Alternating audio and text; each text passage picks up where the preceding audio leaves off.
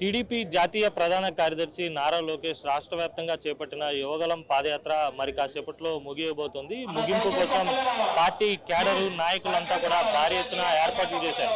గతంలో చంద్రబాబు ఎక్కడైతే పాదయాత్ర నిర్వహించి పైలాన్ ఏర్పాటు చేశారో అదే ప్రాంతంలో అగనంపూడి టోల్గేట్ సమీపంలో ఇప్పుడు యువగలం పైలాన్ కూడా ఏర్పాటు చేయడం జరిగింది. మరి కాసేపట్లో పైలాన్ కూడా ఆవిష్కరించబోతున్నారు నారా లోకేష్. ప్రస్తుతం ఇదే అంశానికి సంబంధించి మనతో మాట్లాడేందుకు చింతకాయల విజయ్ ఉన్నారు, మాట్లాడదాం.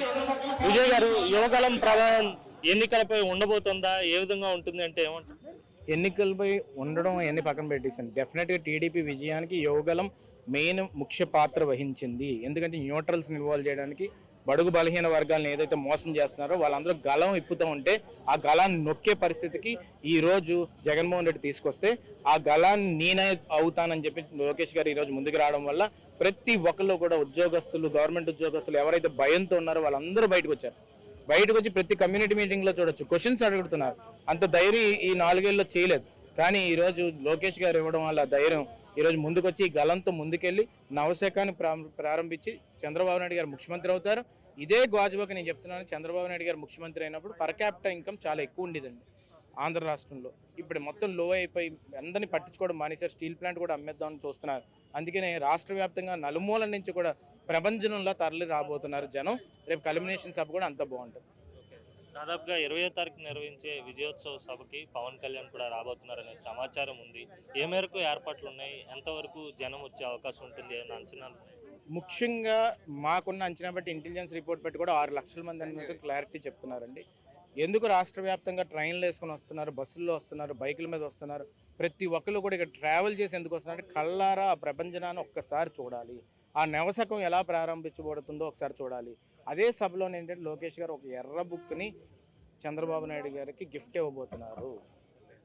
అది ఒక పోలీస్ ఆఫీసర్ ఎవరైతే కాన్స్టిట్యూషన్ వ్యతిరేకంగా వెళ్ళి, రూల్స్కి వ్యతిరేకంగా వెళ్ళి ప్రజలను ఇబ్బంది పెట్టారో ఆ ఇబ్బంది పెట్టిన ప్రతిదీ కూడా అక్కడ ప్రస్తావించి ఆ ముగింపు సభలోని ప్రతి ఒక్కరు కూడా మన భవిష్యత్తు ఆరంభించే విధంగా ఆయన మెసేజ్. ప్రజల్ని ఇబ్బంది పెట్టడం పక్కన పెడితే మీ యువగలం పాదయాత్ర కూడా చాలా ఆటంకాలు ఎదురయ్యాయి. ఇప్పుడు కూడా బస్సులు ఇవ్వడం లేదని కొద్దిసేపటి క్రితం అచ్చెన్నాయుడు మాట్లాడారు. దాన్ని ఎలా చూడాలి, ప్రభుత్వ వైఖరిని మీరు ఎలా చూస్తారు? అది డిక్టేటర్షిప్ రూల్ అండి. ఎక్కడన్నా కూడా ఏంటంటే ఎందుకు భయం లేనప్పుడు ఎక్కువ భయం పెట్టుకొని ఈరోజు బస్సులు ఆపేసి, రైళ్ళు ఆపేసి ఇవన్నీ చేయడం వల్ల దానికి యూజ్ ఏముంటుంది? ఈరోజు ఎన్ని ఆపినా కూడా ప్రజలు వదిలేలా లేరండి. ప్రతి నెల శాలరీలు అయిపోతున్నాయి, అన్నీ అయిపోతున్నాయి. కాబట్టి గేట్లు లాక్ వేసినా కానీ కొట్టుకొని బయటకు వచ్చేస్తారు. దాంట్లో అయితే డౌట్ లేదు. అయితే మొత్తానికి యువగలం రాజకీయాల్లో చేంజ్ తీసుకురాబోతుంది. ఖచ్చితంగా ప్రభుత్వం కూడా మారడానికి యువగలం దోహదపడుతుంది అని భావిస్తున్నారు. అది మార్పే వచ్చేస్తుంది, కంప్లీట్ మార్పు వస్తుంది. ఈ సభ అయిన తర్వాత ఆంధ్ర రాష్ట్రంలో నేను చెప్తున్నాను, రాసుకోండి, ప్రతి ఒక్కడు కూడా ఎవరైతే బాధించబడ్డాడో, ఎవరైతే ధైర్యం లేకుండా ఇంట్లో కూర్చుని అందరూ బయటకు వస్తారో రేపు నేను చెప్తున్నాను, రాసుకోండి, ఆ పార్టీ మిగలదు. చంద్రబాబు నాయుడు గారు ఆ రోజు ఒక మెసేజ్ ఇవ్వడం జరుగుతుంది. ఆ మెసేజ్ ఇచ్చిన తర్వాత ప్రతి ఒక్కళ్ళు కూడా ఇంక టీడీపీని ముందుకు తీసుకెళ్తారు, వైఎస్ఆర్సీపీని బంగాళాఖాతంలో కలిపేస్తారు. మొత్తమే చూసుకున్నట్లయితే కనుక యువగలానికి విశేష స్పందన వచ్చింది. ప్రజలు పడినటువంటి ఇబ్బందులు, అలాగే పార్టీని, అలాగే యువగలం పాదయాత్రకు ఎవరైతే ఇబ్బందులు గురి చేశారో వారందరి పేర్లు ఒక ఎర్ర బుక్లో లోకేష్ గారు రాసుకున్నారు. ఆ పుస్తకాన్ని చంద్రబాబు నాయుడుకి గిఫ్ట్గా ఇవ్వబోతున్నారు. పోలీసులంతా కూడా ఎవరైతే ఇబ్బందులు గురి చేశారో వారంతా కూడా కాస్త జాగ్రత్తగా ఉండాలని విజయ్ చెప్తున్నారు. మరోవైపు చూసుకున్నట్లయితే ఒకసారి మనం విజువల్స్లో చూడొచ్చు.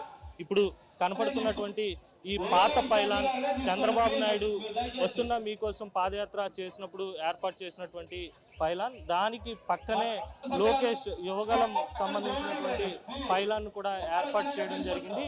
మరి కాసేపట్లో ముగింపు సందర్భంగా ఈ పైలాన్ని ఆవిష్కరించబోతున్నారు నారా లోకేష్. అందుకు అనుగుణంగా దాదాపుగా ఏర్పాట్లన్నీ కూడా పూర్తయ్యాయి. విజయోత్సవ సభ నిర్వహించనున్నటువంటి నేపథ్యంలో పూర్తి స్థాయిలో ఏర్పాట్లన్నీ కూడా చేశాం. దాదాపుగా 6 లక్షల మంది వరకు ఆ సభకు హాజరయ్యే అవకాశం ఉంటుందని చెప్పి విజయ్ చెప్తున్నటువంటి సిచ్యువేషన్ ఉంది. వీడియో జర్నలిస్ట్ అజయ్తో కలిసి అనిల్ RTV విశాఖ నుంచి. మరిన్ని వీడియోస్ కోసం ఛానల్ ని సబ్స్క్రైబ్ చేయండి. లేటెస్ట్ అప్డేట్స్ కోసం వాట్సాప్ ఛానల్ ని ఫాలో చేయండి. అండ్ లింక్ డిస్క్రిప్షన్ లో ఉంది.